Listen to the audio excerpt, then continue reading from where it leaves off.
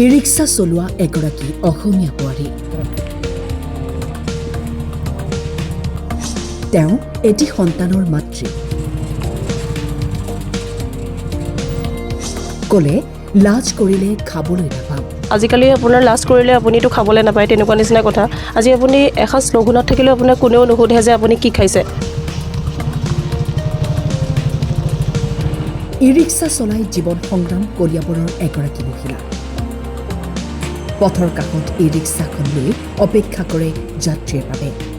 এগৰাকী অসমীয়া বোৱাৰী হৈ ই-ৰিক্সা চলাই উপাৰ্জনৰ পথ বাছি লোৱাৰ বাবে যাত্ৰীসকলে শলাগ লয়। মোৰ মানুহজনে হাজিৰা কৰে আৰু হাজিৰা কৰি খোৱা মানুহ এজনেতো ঘৰ নচলে, সেইকাৰণে ময়ো এইখনকে লৈ চলাই পেলাই নিজৰ সংসাৰখন আগুৱাই নিবলৈ চেষ্টা কৰিছোঁ। স্বামী ওলাই যায় দিন হাজিৰা কৰিবলৈ, সেই টকাকেইটাৰে অসুবিধা হৈ ঘৰ চলাবলৈ। সেয়ে ই-ৰিক্সাখন লৈ জোনমণি ওলাই যায় ভাড়া মাৰিবলৈ। আৰু ইমানো এইখনত চলালেও তোমাৰ লাভ নহয়, তথাপিতো তেনেকৈ ঘৰখন চলে আৰু। আপোনাৰ ল'ৰা এটা আছে গম পাইছোঁ। হয়, পঢ়া শুনা খৰচ মোৰ মই আৰু বাপেকে তেনেকৈ মিলাই পেলাই দিওঁ আৰু। আপোনাৰ হাজবেণ্ডে কি কৰে? মানুহজনে মোৰ হাজিৰা কৰে, যোগালী কৰে।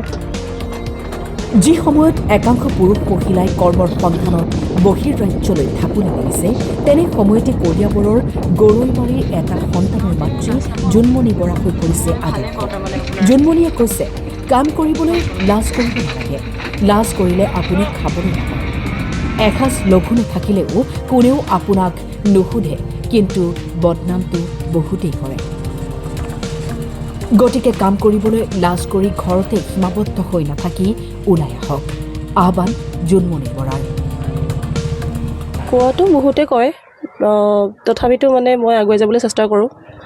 কোৱা মানুহেতো কৈ থাকিব, সেইটোৱে। মানুহক সঁহাৰি কেনেকুৱা পায়? সঁহাৰি আছে, আপোনাৰ উৎসাহ দিয়ে, বহুত আছে, উৎসাহ দিয়ে, তেনেকুৱা আৰু। যোন যেনেকৈ চলে, এতিয়া মই এইখন চলাবলৈ ওলাই আহিছোঁ কাৰণ মোৰ অসুবিধাৰ কাৰণে, আৰু চবৰেতো সেই তেনেকুৱা অসুবিধা নহ'বও পাৰে। এতিয়া বৰ্তমান মই যেনেকৈ এইখন চলাবলৈ পাৰিছোঁ ন, তেতিয়াহ'লে তেখেতসকলেও পাৰিব এনেকৈ চলাবলৈ।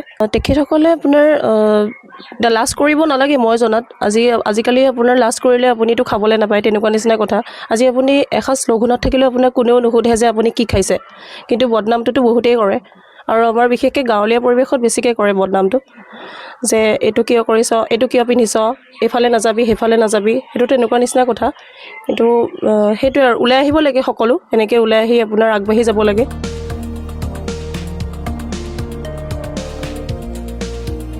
কলিয়াবৰৰ পৰা দীপু বৰাৰ ৰিপৰ্ট, টাইম 8।